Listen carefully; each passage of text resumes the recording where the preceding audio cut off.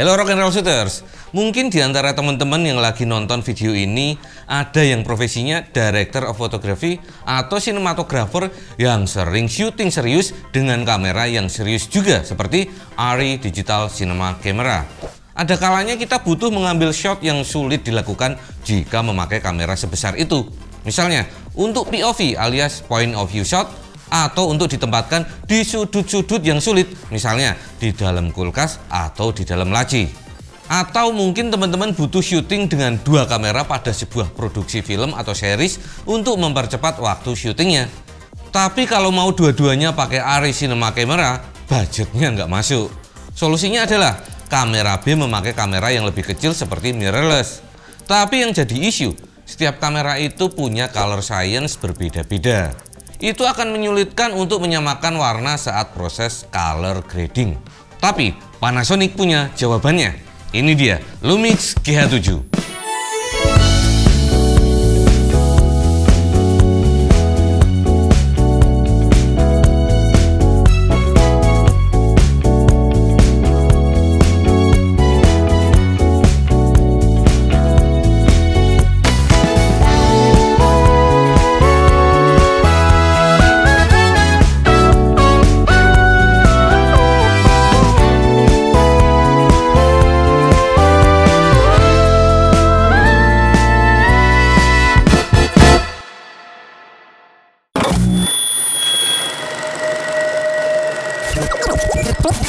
Sebelum membahas 7 alasan kenapa GH7 ini cocok untuk high-end production, ini adalah peningkatan fitur-fitur videonya dibandingkan versi sebelumnya, yaitu Lumix GH6. Dan ini dia 7 alasan kenapa Lumix GH7 ini cocok dipakai untuk high-end production. Salah satu alasan utama kenapa memilih cinema camera seperti ARRI Alexa adalah karena kamera itu memakai sensor dengan global shutter yang menangkap keseluruhan bidang gambar sekaligus. Ini penting banget untuk mengcapture fast movement dengan minimal rolling shutter. Untungnya, Lumix GH7 selain memakai sensor terbaru, juga ditanamkan prosesor Venus Engine terbaru dengan teknologi L-Square yang diklaim Panasonic 2 kali lebih cepat dibandingkan prosesor generasi sebelumnya yang digunakan pada Lumix GH6. Ini selain memberikan kemampuan merekam dalam resolusi tinggi dan bitrate lebih tinggi dalam format RAW, juga meminimalkan efek rolling shutter. Minimum rolling shutter efeknya ada di mode perekaman 4K 120p di angka 7,35 ms. Paling lambat ada di mode open gate. Ini wajar sih, karena di mode open gate ini semua bedang sensor jadi terpakai untuk image processing. Kalau untuk kemampuan dynamic range sensornya adalah seluas 13 plus stop berkat fitur dynamic range boost-nya selama dipakai merekam dalam frame rate maksimum 60 fps. Di atas itu akan merekam dalam dynamic range 12 plus stops. Di Airbus bekerja dengan menggabungkan gambar high ISO dan low ISO untuk mengcapture lebih banyak informasi dalam highlight dan shadow yang akan menambahkan 1 hingga 2 stop rentang dinamis ke image yang di capture. Berbeda dengan GH6 yang harus mengaktifkan fitur Dynamic Range Boost-nya secara manual dan hanya aktif di base ISO 2000 dengan profil V-Log, di GH7 ini Dynamic Range Boost-nya akan otomatis aktif di semua ISO range. Teknologi L-Square yang ditanamkan di engine barunya juga membawa fitur baru di sensor GH7 ini, yaitu Face Detection Autofocus. Ya, walaupun di high-end production umumnya memakai cine lens yang pemilihan titik fokusnya dilakukan secara manual oleh first AC atau focus puller, tapi kadang fitur ini kepakai untuk produksi yang mengejar momen yang tidak bisa diulang. Misalnya, untuk mengambil B-roll pesawat terbang, binatang yang berlari, atau kereta api.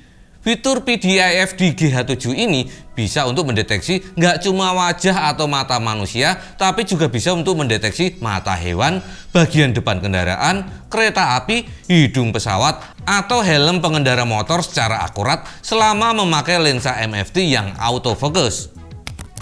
Color science, look yang filmic, skin tone yang eye pleasing adalah alasan berikutnya kenapa digital cinema camera seperti ARRI Alexa dipilih untuk produksi serius. Ini nggak lepas dari profil warna yang dipakai, yaitu Loxi dengan White Gamut Color Space yang mampu merekam dynamic range tinggi. Dengan menggunakan software upgrade key berbayar DMW SFU3A, sekarang kita bisa memakai log gamma profile ARRI Loxi 3 yang tadinya cuma ada di ARRI Alexa. Dengan adanya sertifikasi resmi dari ARRI ini, memungkinkan kita memakai Lumix GH7 ini sebagai bicam-nya ARRI Alexa karena warna yang dihasilkan antara kedua kamera ini akan identical.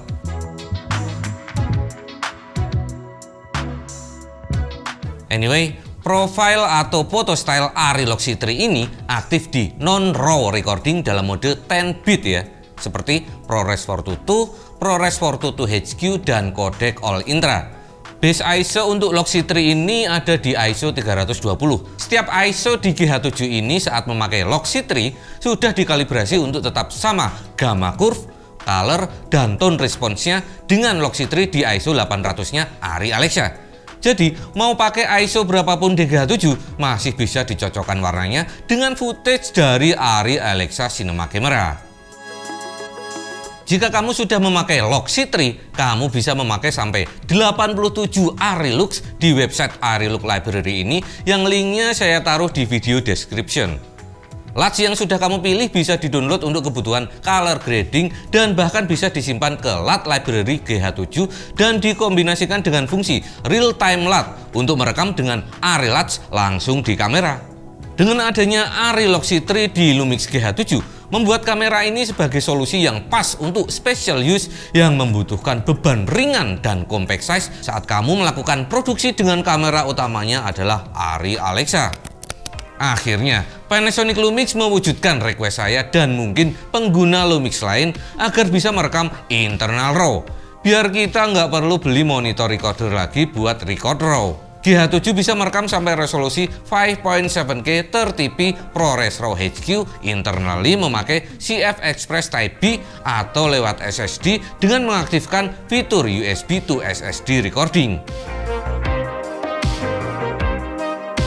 Untuk frame rate tertinggi yang bisa direkam dalam ProRes RAW adalah 50 atau 60p dalam resolusi 4K DCI dan image area pixel by pixel.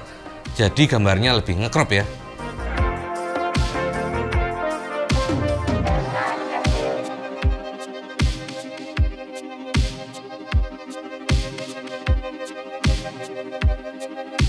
ProRes RAW ini adalah acquisition atau capture codec dengan color information up to 12 bit yang bisa menampilkan 68 miliar kemungkinan warna. Beda ProRes RAW dengan RAW yang lain, Apple ProRes RAW ini didesain untuk speed. Meskipun ada tuntutan komputasi tambahan dalam pengeditan video format RAW, tapi bisa menghadirkan performa lebih cepat dan fleksibilitas pengeditan yang sama seperti ProRes yang non-RAW. File size-nya mirip-mirip kayak ProRes, tapi kamera metadata tersimpan semua. ProRes RAW ini adalah kodek RAW yang seimbang antara file size dengan image quality. ProRes RAW sampai saat ini memang tidak disupport oleh DaVinci Resolve, software color grading yang menjadi standar industri. Tapi kalau mau sedikit repot, bisa diakali dengan diekspor ke ProRes 4444 dari Final Cut Pro X. Jadi tetap tersimpan informasi warna 12 bitnya. Namun metadata seperti ISO dan white balance-nya sudah tidak bisa diotak-atik lagi jadinya. Tapi sebelum diekspor, diubah dulu dari linear RAW ke log seperti ini. Dan lakukan adjustment color correction di sini jika diperlukan. Karena sensor metadatanya sudah tidak bisa diotak-atik lagi di Resolve jika sudah diekspor ke ProRes 4444. Untuk mengkonversi dari linear ke log, teman-teman bisa download LUT-nya yang saya taruh linknya di video description di bawah. Software yang support untuk editing ProRes RAW udah pasti Final Cut Pro X di macOS karena ProRes adalah native codecnya Apple. Lalu Adobe Premiere Pro yang bisa di macOS dan Windows. Terus Avid Media Composer juga bisa di macOS dan Windows. Dan Assimilate Scratch yang juga bisa di macOS dan Windows. Karena ini dibikin oleh Apple, nggak heran kodek ini akan berasa enteng banget kalau diedit di software bikinan Apple yaitu Final Cut Pro X. Emang apa sih enaknya ngedit RAW footage itu selain bisa menampilkan 68 miliar kemungkinan warna? Karena RAW itu merekam metadata seperti ISO dan white balance, kita jadi punya ruang bermain atau istilahnya latitude yang lebih luas untuk mengkoreksi exposure dan warna di post pro. Misalnya, di sini saya ada footage yang overexpose. Saya akan lebih mudah untuk merecover highlight yang blown out daripada jika direkam dalam format non-RAW. Tapi ingat, perekaman dengan format log gamma profile itu bukan berarti format RAW ya. Itu hanya profil warna yang dibuat flat untuk menaikkan dynamic range. Begitu juga kalau kita ada footage yang underexpose, akan lebih mudah untuk menyelamatkan detail shadow-nya jika merekam dalam format RAW. Ada yang masih bingung bedanya antara dynamic range dengan latitude. Dynamic range itu adalah bagaimana kemampuan sensor menangkap bagian detail, shadow, dan highlight sekaligus. Sedangkan latitude adalah seberapa jauh kita bisa menyelamatkan highlight jika overexpose, atau seberapa jauh kita bisa menyelamatkan detail shadow jika underexpose. Jika tidak dipakai untuk perekaman RAW video, GH7 ini punya kemampuan perekaman yang sama dengan GH6. Untuk high frame rate dan super slow motionnya sama-sama bisa merekam high frame rate dan variable frame rate up to 60p di 5.7K dan up to 120p atau 120 fps dalam resolusi 4K UHD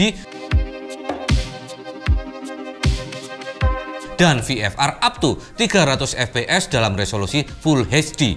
Semuanya dalam mode 10-bit color dan tanpa sensor crop.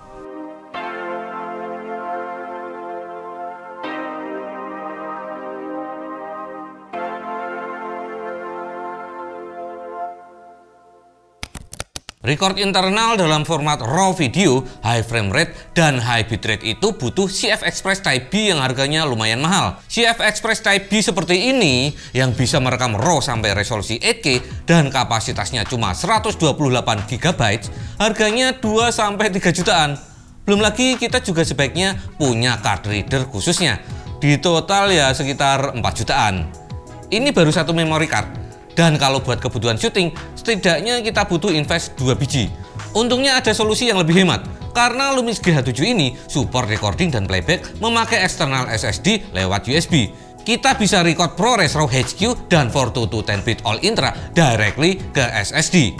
SSD seperti ini harganya 3 jutaan, tapi kapasitasnya sudah 1 TB dan ini support RAW recording sampai resolusi 8K. GH7 ini support untuk record ke eksternal SSD dengan kapasitas maksimum 2 TB. Selain jadi lebih hemat, ini meningkatkan efisiensi untuk data backup dan post-pro karena kita bisa langsung edit directly dari SSD tanpa harus load data dulu dari memory card ke komputer. Sebagai catatan, jika ingin merekam HFR atau VFR video di atas 60 fps ke SSD, kita membutuhkan DC coupler seperti ini dan harus dicolok ke AC adapter DMW AC11 seperti ini. Jika kamu adalah user Lumix S5 Mark II atau S5 Mark II-X, mungkin sudah tahu atau sudah upgrade ke firmware terbaru yang memungkinkan kedua kamera itu bisa merekam proxy. Nah, fitur proxy video recording ini sekarang hadir juga di Lumix GH7. Buat yang belum tahu apa itu proxy video adalah video dalam versi low bitrate yang direkam bersamaan dengan video versi high bitrate-nya. Video proxy ini akan sangat membantu untuk mempercepat editing karena dengan low bitrate proxy footage akan jadi lebih ringan untuk diedit. Nah, video proxy ini bisa di-replace dengan footage aslinya jika nanti sudah selesai ngedit karena penamaan filenya sama persis dengan footage high bitrate dan high res-nya.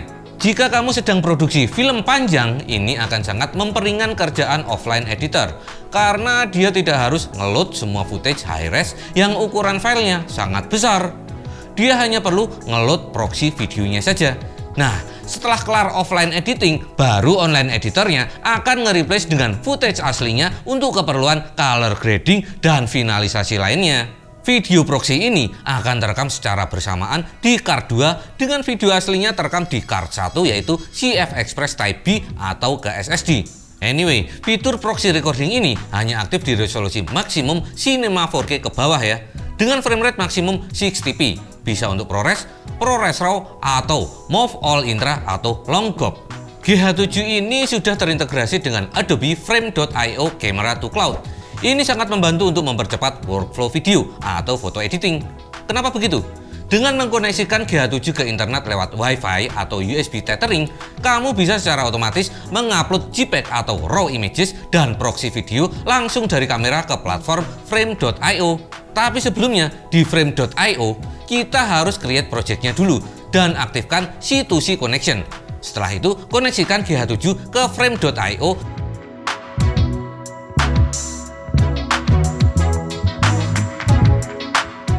dan pilih file-filenya yang mau di-upload.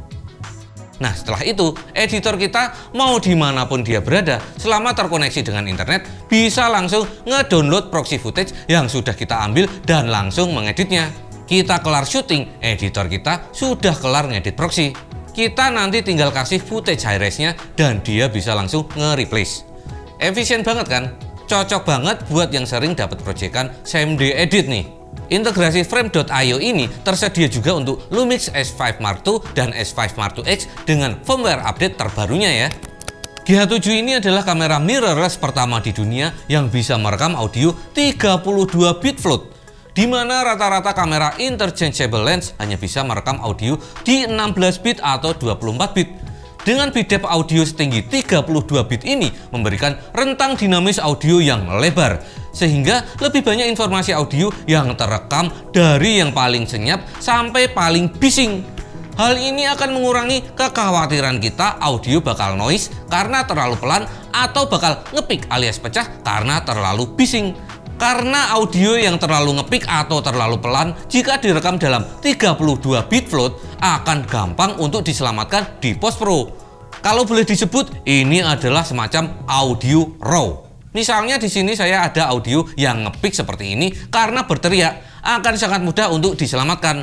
Apakah audio 32 bit float yang direkam dengan DMW XLR2 XLR adapter ini bisa diselamatkan di post pro jika saya teriak seperti ini? Berbeda jika direkam dalam 24 bit. Dan apakah audio 24 bit ini masih bisa diselamatkan juga jika saya teriak seperti ini? Ini. Kalau dulu untuk mengejar audio 32 bit float ini harus memakai external recorder dan membutuhkan sinkronisasi gambar dan suara di post pro, sekarang tidak perlu lagi. Karena audio 32 bit float ini akan terekam bersama videonya. Tapi dengan catatan kamu harus memakai Lumix XLR microphone adapter DMW XLR2 ini. Harga XLR adapternya emang agak mahal sih, $500. Tapi kalau bisa menjadikan pasca produksi jauh lebih efisien dan sering kepake, worth it lah. Oke Rock'n'Roll Shooters, itu tadi 7 alasan kenapa Lumix GH7 ini menurut saya cocok dipakai untuk high-end production. Menurut kamu, apakah ada fitur lain yang bikin kamera MFT terbaru dari Panasonic Lumix ini semakin cocok untuk high-end production? Fitur Open Gate 4:3-nya mungkin? Karena cocok buat visual effects production atau untuk anamorphic shooting. Tulis komentarmu di bawah ya. Sampai jumpa di video berikutnya. Jangan lupa like dan subscribe.